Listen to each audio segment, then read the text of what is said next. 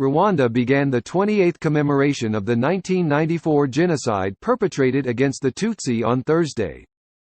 At the Kigali Genocide Memorial, a flame of remembrance was lit to burn for 100 days of mourning. This memorial is the final resting place for more than 250,000 victims of the genocide. At the memorial, Rwandan President Paul Kagame condemned the ones who still have the genocide ideology. He reminded the audience that the Rwanda Patriotic Army restrained itself from revenging against the genocide perpetrators.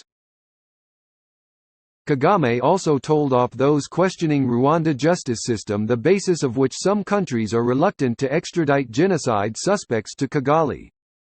First of all, we would be right to do so.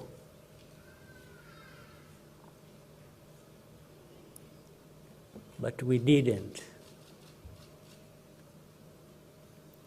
We spared them. Some of them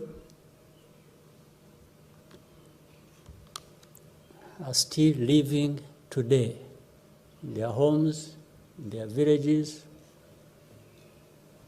Others are in the government, they're doing business. Some of those who are responsible, or who benefited.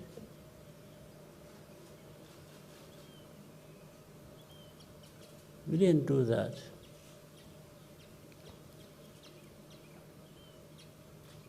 And yet, people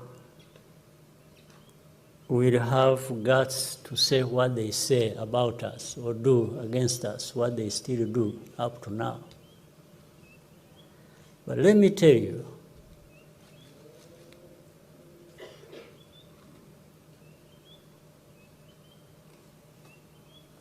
we are a small country,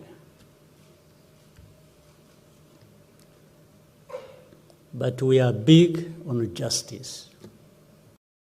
The genocide commemoration activities will continue until July 4 to mark the 100-day calamity, during which more than 1 million people, mainly Tutsi and moderate Hutus, were killed.